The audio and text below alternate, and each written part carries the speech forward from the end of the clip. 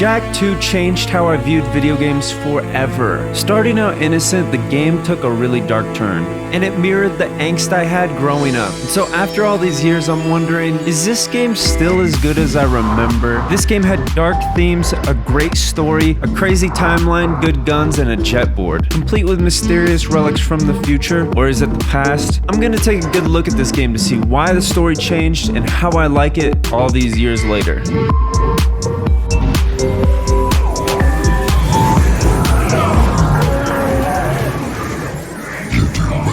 Rid the world of this metal scourge. As a reward, I grant you a dark power. Dark power. Dark power. At the end of the Precursor Legacy, we encounter a locked door. Once we put in 100 power cells, we open it to find blinding light. Really what they found is the Rift Rider. This device allows us to travel forward through time into the future, simultaneously opening up a rift that allows the Metalhead leader and the Metalheads to pass into Sandover Village and rain havoc on this world. And as they enter that realm and wreak havoc on the surrounding area, we are transported through a portal into the future, and we land in the same area where they still wreak havoc. Haven City, which was built specifically to help protect citizens against the Metalheads. And apparently, once the Metalheads went through that rift, they started destroying everything that we come to love about the Jak universe. The last time I ever touch any stupid precursor crap! There he is. Move in. Step away from the animal. We've been waiting for you. Don't worry, Jak. I'll save you before you know it.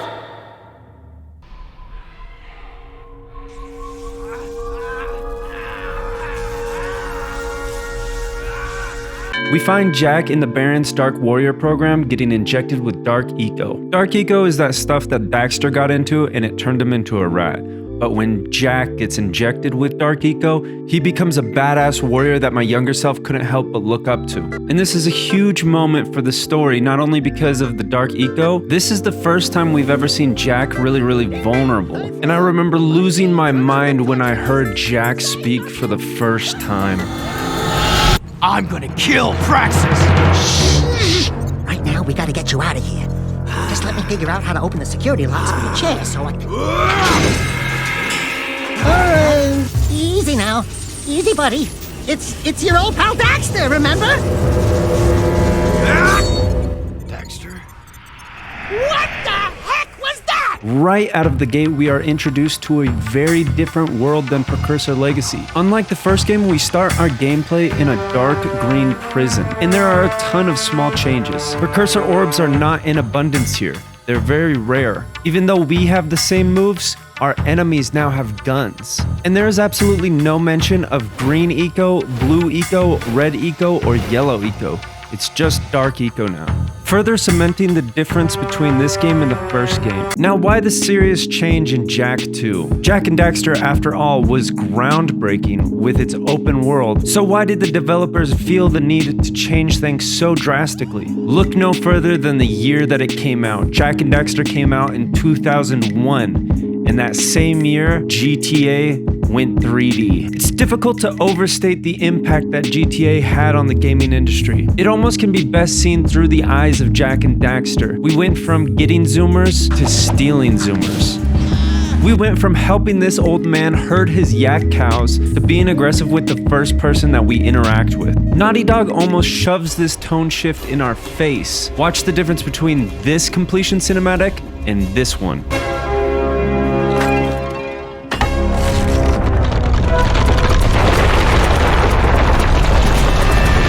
The amazing thing about this game is they spare no time in throwing you into the action. You are introduced to the reality of Jak's new powers within the first fight of the game and introduced into the underground. Are you Torn? And thrown into story themes like corrupt politicians, citywide havoc, and the black market. One of the aspects about this game that I really love is the part that makes it feel alive, the city. For a game that has no fast travel and has you going across the city multiple times, even though the driving can be wonky at times, I mean, it really does feel nice. In replaying this game, I realized how much content this game actually has. It's actually insane. Now, this is pod racing. You get to race the citizens and Errol. You get to drive around the city. You get to go to different parts of the city. All of the city is utilized. Outside of the city is utilized. Even the small boss fights are really memorable. Atmospheric content with fun little mini games. You get whatever this is with Onin. You get the boom boom with the big gun. You get the pew pew with the metal noggins. There are even odes to the first game. And for a video game that never had guns in it before, they sure do knock these guns out of the park. It's not just a shotgun. It's not just a pistol, it's an iconic yellow blaster. It's not just a machine gun, it's an entire new experience. Not just a nuke, it's a super nuke. And the tutorials for these guns are actually pretty fun. They may be repetitive, but you leave thinking, I might go back in there and beat my high score. You learn that Baron Praxis and the Crimson Guard are supplying the metalheads with eco, and not everything is exactly what it seems to be. And unlike the first game with the filler characters and the 4 main characters, we are introduced into a plethora of side characters that are here to stay until the end, including a mysterious figure who gives us a brand new mechanic in the game that we've never even seen before. Not only do we have Jak 2, we also have Tony Hawk's Pro Skater in this game. So you're telling me that this game has an immersive world, no loading zones, babes, skateboarding, guns, time travel, more babes. I'm in, I'm locked in, I'm scanning the area, I'm locking in. Let's go. We find ourselves in the sewers looking for the ruby key in one of the ancient Mar relics. A turning point in the story as we get access to more of the city, as well as my favorite cinematic in any video game ever. You know what's the trouble with you, Crow? This place could be a real swinging joint. Hot-egg heaven with more dancing, more macking, more women! Jack knows what I'm talking about! 14 money bags Jack, before they disappear, you know and you bring them should- back here. If you lose even one I bag, love you, then man. don't come back, eh? The integration of the jetboard is so well done. There are entire missions that you use the jetboard for, and they are actually really hard. One thing that really surprises me when I play this again is how much you use the jetboard in missions. It's actually kind of weird when you think about it, because you utilize the jetboard in more creative ways than you do in some skateboarding video games. After meeting up with Torn's favorite lieutenant, we start to learn a little bit more about the House of Mar and what exactly are the nature of the deals that Praxis gave the metalheads. We actually learn that he wants to get rid of the metalheads too. Onin gives us clues about Mar's tomb and gives clues to other people about other things, which I'll get to later. And we figure out that we're in the future, what that means, and where Samos is. We learn that crew pole dances, this kid might be the heir to the House of Mar. And we find out that mysterious figure is Kira. So let's talk about the timeline for a second. Jak was born in Haven City, and Samos was known as the Shadow. Adult Jak and Samos come through the portal, along with Kira, who works on the Rift Rider from her memory from when they discovered it. Errol and Praxis know that Jak's coming probably because they have contacts with Onin, even though she's probably innocent. Core knows about Jak, the kid, and the Rift Gate, most likely because he has powers of his own. At the end of the game, we send young Samos and young Jak back into the portal, back in time to Sandover Village. Samos then hides the Rift Rider in the place that we discover it in the first game. Then once the portal opens, he mutters to himself, So this is how it happened. the metalheads enter the past, we go to the future, and Kira starts work on the Rift Rider. The more you think about it, the more it hurts the head. So how hard is this game?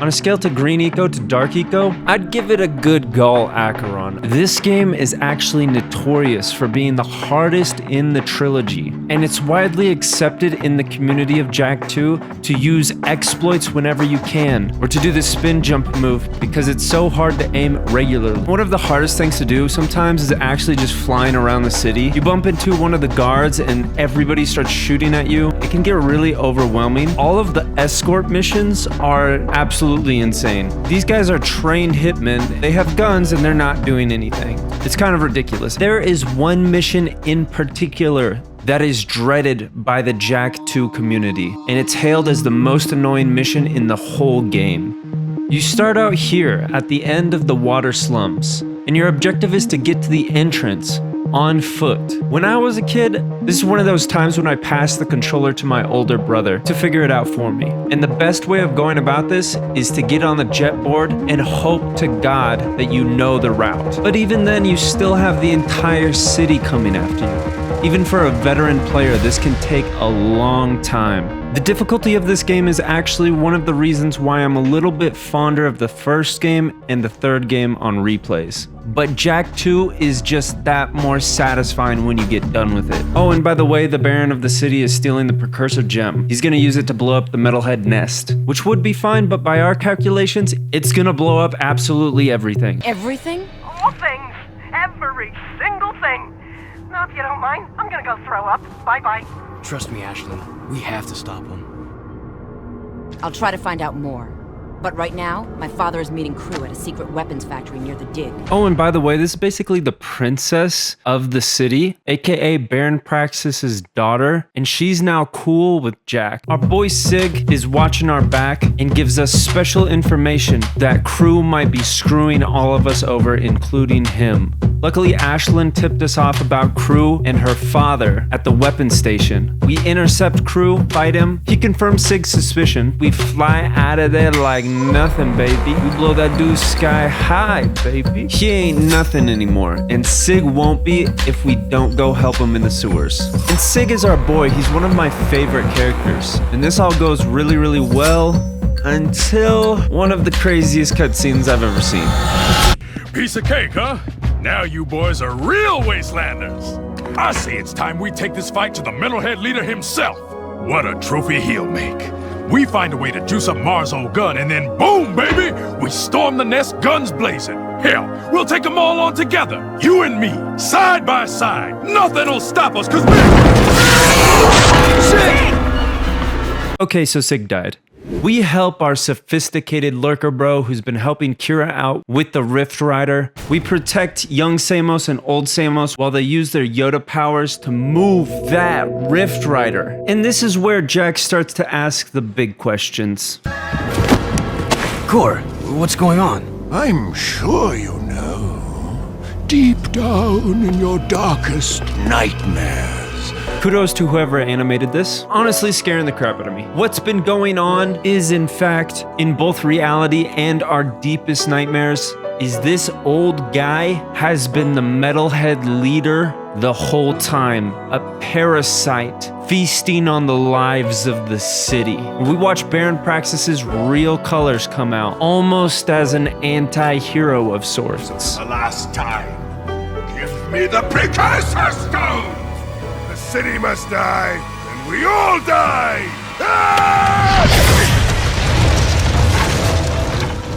Crew retreats to his nest, and the Baron tells Jak that he was always the ultimate weapon, that he made him. In an emotional scene, the Baron tells us we have a backup plan. Remember, the first rule in making a bomb is to always make two. Okay, we have 2 bombs, and we go and get the precursor stone, we put it in the big gun, and we aim that stuff right at the nest. And we go in to face the big boy himself, who tells us a lot of things, and it's a big monologue-y thing. It's like the villain thing to do, you know how it goes. The precursor entity which sleeps inside. This stone is a precursor? The last precursor egg. Ma was clever. Somebody shut this fool up.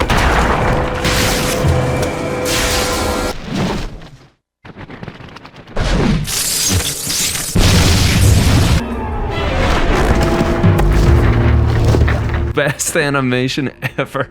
Obviously, the big baddie is dead. The kid touches the precursor orb, and a precursor comes out. This is the first time in the entire series that we get to see a precursor, and we might see more in Jak 3. I'm afraid your Rift Rider must be used to send young Jak here to a place where he will grow up, safe from harm. It's perfect, Kira. This is the very machine we found, or will find later. What? I just built this. After seeing the first one, I mean. It's based on what I remember from before. Honey, the more you think about it, the more it hurts the head. I'll take good care of the child. And don't worry. I'll be back in time for the celebration. Farewell!